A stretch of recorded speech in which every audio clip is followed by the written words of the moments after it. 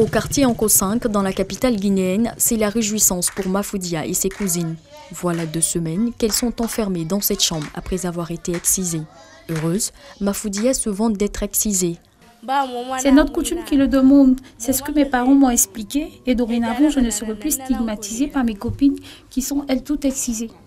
La tutrice est en charge de veiller durant 1 mois, comme le veut la coutume, sur ces 5 filles excisées dont l'âge varie entre 7 et 13 ans. Elle doit s'assurer que la partie du corps mutilée a bel et bien cicatrisé.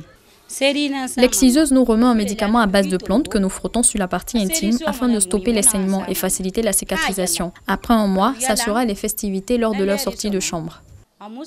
Avant ces festivités, les filles seront instruites sur les règles de vie, notamment le respect des aînés. Une éducation fondamentale selon le père de Mafoudia qui y voit une pratique ancestrale permettant de préserver l'identité culturelle et l'honneur de la famille.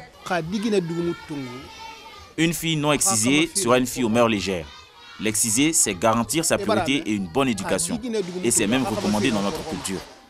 Le père est soutenu dans ses propos par la maîtresse coranique des enfants. Pour Ramadan Diallo, l'excision des filles est un précepte de l'islam et ceci conformément à un hadith. Selon un hadith, le prophète Mohammed a dit qu'il faut exciser les filles. Ce n'est pas un souci en islam, mais c'est la manière de le faire qui peut avoir des conséquences. Et il faut surtout le faire à bas âge. En Guinée, en moyenne 3 femmes sur 100 sont épargnées de l'excision, avec une prévalence de 97% chez les filles et les femmes de 15 à 49 ans touchées par la pratique de l'excision. La Guinée est le 2e pays le plus touché dans le monde après la Somalie. Contrairement à d'autres pays d'Afrique subsaharienne, cette pratique ne régresse pas en Guinée et persiste dans les régions rurales, malgré l'interdiction par la loi en 2000. Face à la législation, les parents favorisent les excisions individuelles sans festivité, traduisant ainsi un souci de discrétion. Pour eux, il s'agit de rites d'initiation pour le passage de l'enfance à l'adolescence, mais également pour préparer la jeune fille à la vie active au sein de certaines communautés. Dame Sayon est connue en tant qu'exciseuse dans son quartier. Elle ne se souvient plus du nombre exact de filles qu'elle a eu à mutiler durant la dizaine d'années d'exercice, mais elle nous explique avoir hérité de ce savoir-faire de sa défunte mère. Ça a été comme ça depuis nos ancêtres et ce n'est vraiment pas douloureux. Nous demandons à voir le matériel utilisé lors de cette pratique. L'exciseuse ne souhaite pas nous le présenter, mais elle assure qu'il n'y a aucun risque d'infection pour les jeunes filles. On utilise le couteau. S'il y a 4 filles, alors on aura 4 couteaux, afin d'éviter toute infection. En Guinée, 2 types d'excision sont les plus pratiqués. L'ablation partielle du clitoris et l'ablation totale du clitoris ou du capuchon du clitoris. Mais dans certaines communautés, on retrouve 2 autres types. L'ablation du clitoris et des petites lèvres aux grandes lèvres et l'infibulation qui est l'excision pharaonique avec le rétrécissement de l'orifice vaginal.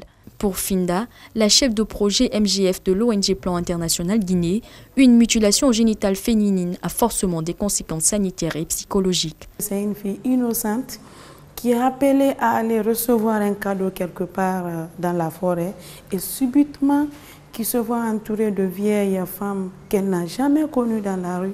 Et là, le choc, il est énorme. Ce choc aussi psychologique, ça peut conduire à un traumatisme. La fille peut avoir une infirmité.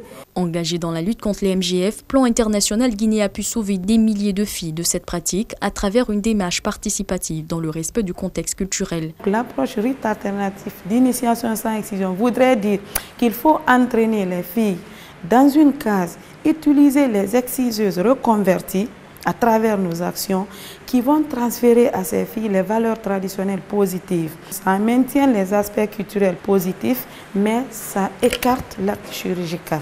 La lutte est aussi menée en Côte d'Ivoire. Le pays se situe au 15e rang mondial des pays les plus affectés au monde. On enregistre une prévalence de 27,4% chez les adolescents de 15 à 19 ans et 10,9% chez les filles dont l'âge est compris entre 0 et 4 ans. Les régions du nord, du nord-ouest, du centre-nord et de l'ouest sont respectivement les zones ayant des taux élevés. Odile est la fondatrice de l'ONG Lucha, créée en 2009, qui signifie en langue yakuba « Lève-toi ». Son engagement découle de sa propre expérience. À l'âge de 9 ans, elle a été excisée à Béoumi avec la complicité de ses parents.